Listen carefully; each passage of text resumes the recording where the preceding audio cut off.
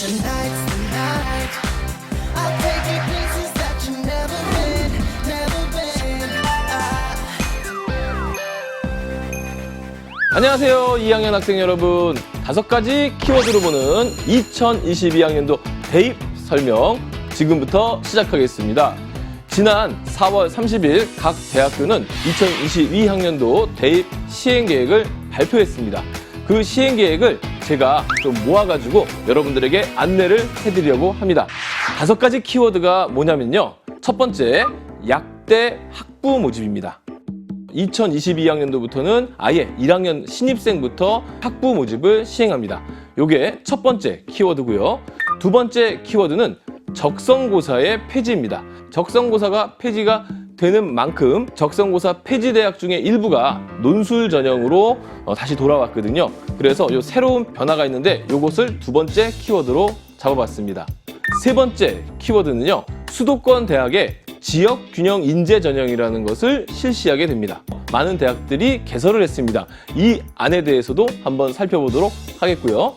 네 번째 키워드는요. 2015 개정교육과정이 제대로 적용된 수능이 우리 2학년 학생들부터 본격적으로 적용되어 실시가 되는데요. 그에 대해서도 알아보는 시간을 갖도록 하겠습니다. 마지막으로 5번째, 정시 모집 인원의 증가예요. 이 부분은 많은 매스컴에서 이미 다루었지만 그게 어떤 의미가 있는지도 한번 생각해보는 시간을 갖겠습니다. 그래서 총 5가지 키워드 지금 시작하겠습니다. 첫 번째 키워드가 약대 학부 모집이라고 했죠. 그동안의 약대는 어떻게 선발했냐면요. 1학년, 2학년은 대학 일반 학과, 특히 이제 화학과 생물학을 배울 수 있는 일반 학과를 다닌 학생이 3학년 때 약학 전문 대학원에 편입하는 구조로 돼 있었습니다. 이거를 2+4 체제라고 하는데요. 이 2+4 체제, 물론 아직은 유지가 되지만 우리 2학년 학생들부터는 1학년 때부터 그냥 6년을 쭉 대학생으로 다니는, 학부로 다니는 6년제 약대가 신설됐습니다. 뭐 정확하게 말하면 신설이라기보다는 과거에 그랬던 것이 이제 복귀가 됐던 거죠. 그에 의해서 이제 몇 가지 영향이 있을 것으로 예상이 되는데요. 우선 중요한 것은 합격성과 관련된 부분입니다. 그동안에 약대를 가고 싶었던 학생들은 바로 갈 수가 없으니까 화학이나 생물을 대학교 1학년, 2학년 때 배운 다음에 피트라고 하는 시험을 봐서 약학 전문대학에 들어갈 수 있었지 않습니까? 그러다 보니까 화학과나 생명과학과의 인기가 엄청나게 좋았어요. 그런데 이제 약대를 학부로 뽑는다 하니 굳이 화학과나 생명과학과에 갈 필요가 없다라고 생각하는 학생들, 이 학생들이 수능 성적이나 내신 성적이 높은 학생들이었을까요? 낮은 학생들이었을까요? 전문대학원을 생각하면서 준비했던 학생들이기 때문에 사실은 상당히 성적대가 높은 학생들이 이 화학과나 생물학과를 준비했었는데요. 그 학생들이 더 이상 화학이나 생명과학과를 준비할 필요가 없어져 버린 거죠. 그러면 자연스럽게 그동안 인기가 좋았던 화학과나 생명과학과나 화학생명공학부 이런 학과들의 합격선이 낮아지고 경쟁률도 낮아질 가능성이 매우 농후하다는 거죠. 이 약학대학 때문에 좀 심기가 불편해지는 학과들이 생길 것 같아요. 무슨 말이냐면 약학대학하고 경쟁하는 학과들, 뭐 어떤 학과가 있을까요? 약대와 합격선이 그동안 비슷했던 치의회, 그 다음에 수의회, 또 한의회 이런 과들이 이제 약대를 지원하는 학생들의 여러 가지 이제 고민 옵션이 되는 거죠. 과거에는 치대를 써볼까, 어느 지역의 치대를 써볼까, 어떤 대학의 치대를 써볼까 이랬지만 이제는 치대를 써볼까, 약대를 써볼까 이렇게 나가게 된다는 거죠. 그래서 치대, 수의대, 한의대, 약대는 이제 그들만의 또 리그가 만들어질 것으로 보이고요. 그럼 정리하자면 화학이나 생명과학 쪽은 합격선이 낮아질 가능성이 있고 치의대, 수의대, 한의학과는 약대랑 경쟁할 가능성이 있더라. 이게 바로 약대 학부 모집이 대학 입시에, 그것도 합격선에 미치는 영향이 되지 않을까 생각해 봅니다. 지금 화면에 보이시는 대로 약대 학부 모집 학교와 아직 약대 학부 모집을 결정하지 못한 학교를 이렇게 나눠 놨는데요. 가로환에 있는 숫자가 모집 인원이거든요. 엄청 많지 않습니까? 거의 1000명이 넘습니다. 아직 미실시 내지는 아직까지 결정하지 못한 대학들이 일부가 있는데 여기까지 학부 모집이 실시가 된다면은 거의 1,500명 뭐 이런 숫자가 학부로 뽑는 거죠. 그러면 그동안에 의대 밑에 치의대 뭐 이렇게 수의대 있었지만 그 1,500개가 그 안으로 들어오게 되니까 그러니까 화학과나 생물학과는 1,500등이 아래로 내려가는 거죠. 그러니까 합격선이 내려간다고 이야기를 하는 겁니다. 아직 미실시하는 학교가 있기 때문에 2학년 학생들이 화학이나 생물학과를 진학해서도 다시 2+4년제에 도전할 기회는 있습니다. 있지만은 그 기회가 많이 사라진다는 점에서 아마 입시에 큰 영향을 끼치지 않을까 이렇게 생각해 볼 수 있겠습니다. 두 번째 키워드, 적성고사 전형의 폐지입니다. 이 적성고사 전형의 폐지, 지금 2학년 학생들은 확 와닿지 않을 수 있을 것 같아요. 하지만 지금 3학년 또는 지금 졸업한 선배들은 적성고사 폐지에 대해서 이게 무슨 뜻인지 알아요.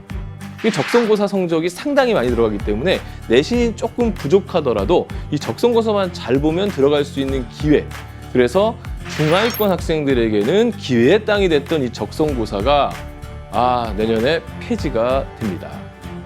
이러니 많은 학생들, 중하위권에서 적성고사로서 수도권 4년제를 가봐야겠다라고 생각하는 학생들에게 좀 큰 충격이 아닐 수 없는데요. 대신에 적성고사의 폐지와 맞물려서 적성고사를 실시했던 대학들 중에 일부가 논술고사를 보겠다고 선언을 했습니다. 논술 전형은 2022 대입 전형에서 보면 모집 인원이 굉장히 많이 줄어요.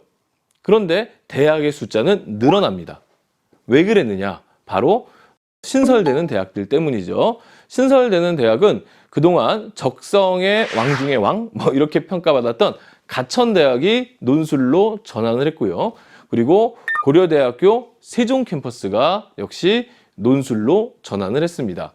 수원대학도 적성으로 상당히 많은 학생들을 뽑았고 4, 5등급대의 내신을 갖고 있고 모의고사 수능이 한 4등급, 5등급을 갖고 있던 친구들에게 희망이 되었던 대학이었는데요. 이 수원대학도 논술로 바꿨습니다. 그런데 이제 여기서 한 가지 생각해 볼 것이 생겼죠. 그동안 논술 하면은 어떻습니까? 상위권, 중위권, 하위권 중에 어떤 학생들의 전유물이었죠? 그렇죠. 상위권 학생들의 전유물이다. 이렇게 많은 학생들이 생각하고 있었을 거예요. 그런데 이번에 실시한 학교들은 그렇게 아주 극상위권 대학은 아니거든요. 그래서 우리 중하위권 학생들에게 이 논술의 길이 열린 것이 아니냐 이렇게도 해석해 볼 수가 있는 거예요. 그동안에는 적성이라는 별도의 시험을 또 준비했어야 되지만 이제는 논술로서 조금 상향된 대학도 지원해 보고 그리고 자신의 눈높이에 맞는 대학, 뭐 가천대, 고대세종, 그리고 수원대 이런 대학을 함께 준비할 수 있는 기회가 생기지 않았을까? 저는 오히려 좀 더 긍정적으로 생각해 볼 수 있다고 얘기할 수 있습니다. 우리 중위권, 하위권 학생들 희망을 가지고 한번 논술 준비를 해보세요. 내년 이맘때쯤 되면은 아마 이 가천대라든가 고대세종이라든가 수원대에서 자기들 학교의 논술 양식을 공개할 거예요. 우리는 어떤 방식으로 논술을 보겠다. 그러면 모의 논술이라고 하거든요. 그럼 모의 논술 한번 보시고 이거 나한테 맞을 것 같다라고 하면은 좀 적극적으로 우리 중하위권 학생들도 준비해 보신다면 기회가 될 수 있을 거라고 저는 확신합니다. 적성고사가 폐지가 됐다고 좌절하지 마시고 새로운 논술의 기회가 생겼다고 긍정적으로 생각하시는 여러분들이 되시길 바라면서 두 번째 키워드는 적성고사 폐지와 논술의 실시, 요거를 잡았습니다. 세 번째 키워드, 지역균형인재 전형의 실시입니다. 지역균형인재, 이름 그대로입니다. 지역균형, 그러니까 각 지역마다 고르게 학생들을 선발해라 이런 뜻이겠죠. 예를 들어 충남대 경우에 대전 충남 지역 학생들, 강원도의 경우에 강원도 지역 학생들을 별도로 대학의 기준에 따라서 선발하는 이런 방식을 지역균형인재 또는 지역인재 전형이라고 했는데요. 이것을 수도권으로 확대한 것이 바로 오늘 얘기하는 수도권 지역균형인재 전형의 신설입니다. 전형의 방식은 학생부 교과 전형으로 실시하라. 이 내용들은 거의 우리 교육과학부에서 대학에다가 권장하면서 가급적이면 조금 의무적으로 실시할 것을 원했어요. 결국 각 학교마다 대략 정원의 한 10% 정도의 인원을 이 지역균형 인재 전형으로 실시를 하게 됩니다. 근데 이 지역균형 인재 전형은 몇 가지 특징이 있는데요. 첫 번째 특징은 뭐냐면 학생들을 학교에서 추천해서, 고등학교에서 추천을 해서 대학에 그 추천자 명단을 보내야 된다는 겁니다. 그동안에 추천이 있는 대학들은 그렇게 많지는 않았거든요. 뭐 대표적으로 어디가 있을까요? 서울대가 있었고, 그다음에 고려대, 그다음에 이제 연세대, 뭐 그 정도 기억나실 거예요. 이화여대, 뭐 서울교대, 그리고 뭐 중앙대, 경희대, 꽤 많네요, 생각보다는. 어쨌든 요 최상위권 대학에 포함하는 요 대학들이 각 고등학교에서 우리 학교에 인재입니다 하고 추천해가지고 하는 전형이 있었거든요. 그걸 갖다가 학교장 추천 전형, 고교 추천 전형, 뭐 여러 이름으로 불렸었는데, 이번에는 아예 수도권의 모든 대학들에게 권장을 한 겁니다. 다 추천 전형을 하나씩 만들어라. 그래서 모집 요강들을 쭉 연결해서 살펴보시면 화면에 보이시는 대학들이 지금 추천 인원 제한까지 둔 대학들입니다. 이 전형은 학생부 교과 전형으로 운영이 되는 건데요. 고려대학교는 기존에 있는 전형들이었으니까 상관이 없었을 거고, 연대도 상관이 없었는데, 자세히 보시면 서강대와 성균관대가 그동안에 추천 인원 제한이 없었는데 추천 인원 제한이 생겼고, 교과 전형이 없었는데 교과 전형이 생겨버린 거예요. 각 고등학교에서 이 추천자를 선정하는 그 과정도 조금 피곤할 수도 있고, 또 학생들의 입장에서도 나에게 추천권이 오나 안 오나 아마 좀 기대? 뭐 이런 것도 해볼 수 있을 것 같아요. 근데 만약에 본인이 추천 대상이 될 만하다라고 판단됐을 경우, 저는 좀 구체적으로 말씀드리면 대략 한 내신 2등급 언저리의 학생들, 요 학생들은 대학을 쭉 보시고 학기 초에, 내년도죠? 내년 학기 초에 담임 선생님과 상담을 하실 때, 선생님, 저 고교 추천을 한번 받아보고 싶습니다. 다시 말해, 지역균형 인재 전형을 한번 추천받고 도전해보고 싶습니다. 이런 내용들을 상담 시에 피력을 하셔야 돼요. 안 그러면은 선생님들이 무슨 뭐 궁예처럼 관심법이 있는 것도 아니기 때문에 학생의 마음을 어떻게 알겠습니까? 그래서 이런 추천을 희망하는 자신의 의지도 표명을 하고, 또 고등학교에서는 그 추천을 희망하는 학생들을 대상으로 또 합격 가능성을 놓고서 아마 선정하는 작업들이 들어갈 것으로 보여집니다. 이 추천 전형 때문에 아마 학생부 종합 전형의 인원수도 좀 줄었고요. 또 학생부 종합 전형뿐만 아니라 다른 교과 전형도 급격히 줄었습니다. 하지만 전체적인 교과 전형의 폭, 지역균형 인재가 포함된 교과 전형의 폭은 넓어졌고, 또 이 덕분에 아마 합격선이나 이런 것에 전체적인 영향력이 있지 않을까, 이렇게 생각을 해보게 됩니다. 일부 대학은 이 추천을 받는 것, 고등학교에서 추천을 받는 것만으로도 사실상 합격의 가능성이 엄청나게 올라가는 대학도 있고요. 또 어떤 대학은 추천을 받아봐야 오히려 독이 되는 대학도 있을 것으로 예상이 됩니다. 지역균형 인재 전형 안에서 또 하나의 특징이 뭐냐면 수능 최저학력 기준을 걸고 있는 대학들이 많다는 점입니다. 높은 수능 최저학력도 있는 대학이 있는 반면에 그렇지 않은 대학도 있습니다. 하지만 대략 나눠보시면 상위권 대학은 2등급 3개 정도의 수준, 그리고 중위권 또는 중하위권 대학은 2등급 2개 또는 3등급 2개 정도의 수준을 요구하고 있습니다. 이 정도 수능 최저는 받아야만 지역 인재다라고 대학이 인정한다는 뜻이겠죠. 그래서 추천을 받는 부분과 또 수능 최저를 통과하는 부분이 일치해야만 합격 가능한 대학들이 많다는 점도 염두에 두셔야 될 것 같습니다. 물론 수능 최저가 없는 뭐 좀 착한 그런 대학도 있습니다만, 그 대학들은 그렇게 많지가 않고, 역시 화면에 지금 아래에 나와 있는 대학들이 수능 최저 없이 뽑는 대학들이 있을 것 같아요. 근데 수능 최저가 없다면은 내신이 어떻겠습니까? 내신 합격선이 굉장히 올라가겠고 경쟁률도 좀 치열하겠죠? 따라서 우리 2학년 학생들은 교과 전형, 특히 지역균형 인재 전형을 지원한다라고 생각하는 한 2등급 정도 언저리 학생들, 수능 준비도 게을리하지 않으시는 것이 좋을 것 같습니다. 세 번째 키워드, 지역균형 인재 전형이었습니다. 네 번째 키워드인데요. 요거 조금 어렵습니다. 바로 2015 개정교육과정이 제대로 적용된 수능.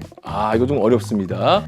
수능, 여러분들 이제 아시죠? 지금 우리 3학년 선배들의 수능 어때요? 그냥 국어, 수학 가나형, 영어 탐구는 문과는 사탐, 이과는 과탐 이렇게 돼 있지 않습니까? 하지만 바뀌는 수능은 어떤지 알고 계시죠? 이미 모의고사를 통해서도 한 차례 확인을 해보셨을 것 같은데요. 국어는 이제 화법과 작문을 선택하느냐, 언어와 매체를 선택하느냐, 국어 선택.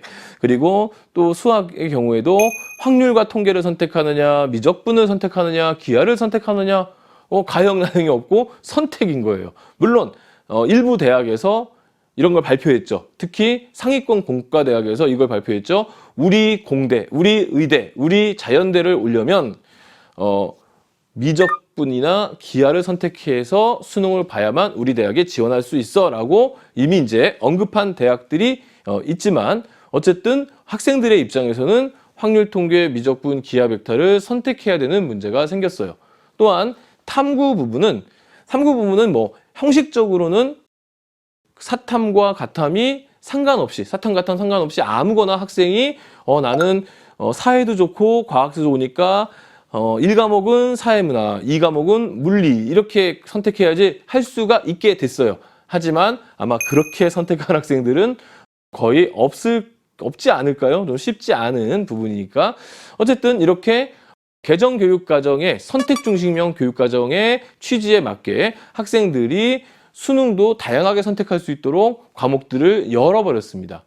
하지만 이게 학생들 입장에서도 또 채점하는 입장에서도 이게 만만치가 않습니다. 여러분들 수능 성적이 어떻게 나오죠? 이거 좀 기억해 주세요. 수능 성적은 나의 등수 점수가 나오는 거예요. 예를 들어 100명 중에 내가 10등을 했다. 그러면 수능 점수가 얼마가 됐든 간에 나는 몇 점이 나올까요?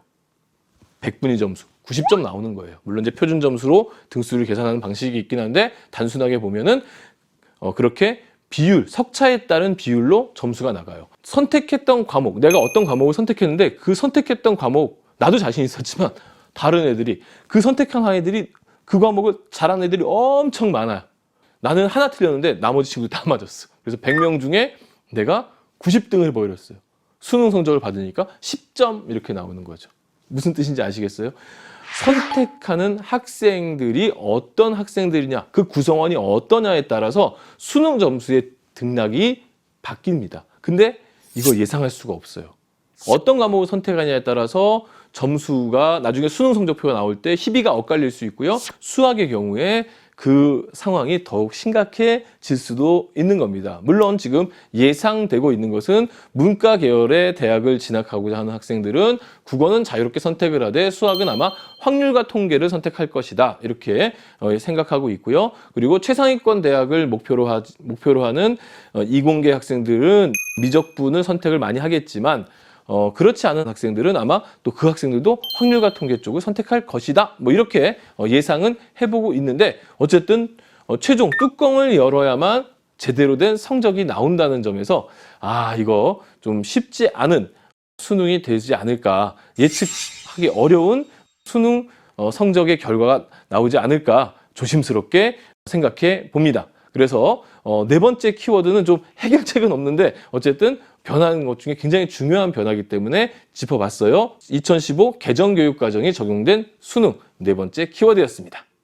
다섯 번째 키워드는요, 정시 모집 인원의 증가입니다. 지금 이렇게 여러분들 표를 보시면 모집 인원의 변동이 막 있어요. 물론 이렇게 큰 틀의 표만 보시면요 자세히 알 수는 없지만 그래도 대략 한번 보시게 되면 학생부 종합전형의 인원이 상당히 줄은 것을 확인해 볼 수가 있겠죠. 이거 사실 조금 더 디테일하게 들어가 보면 서울 수도권 쪽에서 많이 줄었기 때문에 이 6천여 명의 감소가 사실은 영향력이 굉장히 큰 겁니다.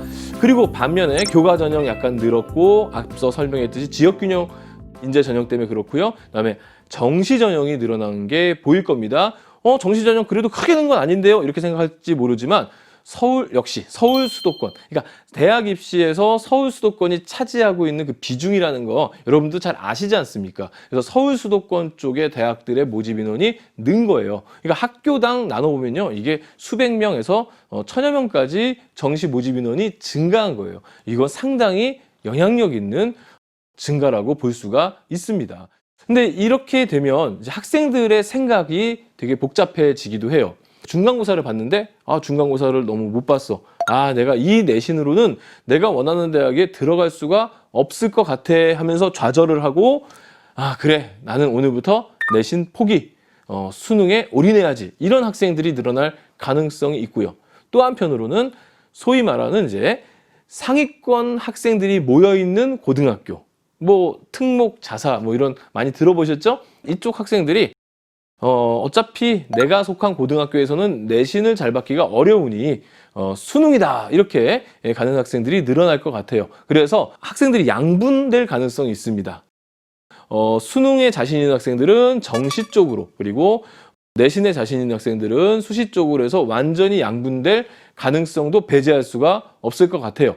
이럴 때 과연 학생부 종합전형과 학생부 교과전형의 미래가 어떻게 될까? 특히 대학에 따라서 또 중위권 대학에서 실시하는 학생부 종합이나 학생부 교과전형은 어떻게 될까? 저는 내심 합격선이 좀 낮아질 수도 있지 않을까도 생각을 해보게 됩니다. 따라서 우리 학생들이 선택할 수 있는 폭과 여지가 늘어날 수도 있지 않을까. 저는 지금 평범한 중위권 학생들을 대상으로 얘기를 하고 있는 겁니다. 그 학생들에게는 좀 기회가 생길 수도 있지 않을까라는 생각을 해봅니다. 그렇다면 우리가 이런 상황 속에서 어떻게 대비해야 할 것인가를 한번 좀 고민해 볼 필요가 있을 것 같아요. 저는 좀 명확하게 여러분들에게 말씀드릴게요. 우리 학생들 내신파든 수능파든 수능 열심히 준비하세요. 뭐 당연히 내신 열심히 준비해야 되고 정시, 수능 열심히 다 준비해야 되는 거 고등학생이면 당연한 일이겠죠. 어떤 것을 선택하고 어떤 것을 포기할 수는 없는 겁니다. 그러나 무엇보다도 이번 입시안의 내용들을 자세히 살펴보면은 앞서 기억나세요? 수능 최저가 많이 올라갔습니다. 그렇죠? 수능 최저 많아졌어요. 그러면 수능이 중요하다는 얘기죠. 수시에서도 수능이 중요하다. 정시 모집 인원이 많아졌어요. 정시 모집 인원은 대체로 수능 위주로 선발을 하죠. 수능이 중요해졌어요. 수시든 정시든 수능이 중요해졌다. 이거 꼭 좀 기억하세요. 첫 번째 키워드로 얘기했던 약대 학부 모집. 디테일하게 말하지는 않았지만 약대 학부 모집에서 수시는요 상당히 많이 수능 최저를 걸고 있습니다. 그러니까 수능 최저가 걸려 있다는 것을 좀 기억하시고 수능의 중요성이 이번 2022학년도에는 그 어느 해보다도 중요한 한 해가 되었다는 것을 명심해 주시기 바라겠습니다. 5가지 키워드 지금까지 살펴보셨는데요. 어떠신가요? 여러분들 어떤 마음이 드시나요? 여러분들 고3 준비, 수능 준비 잘 하시는 여러분들 되시기 바라면서 저는 이만 물러가겠습니다. 안녕!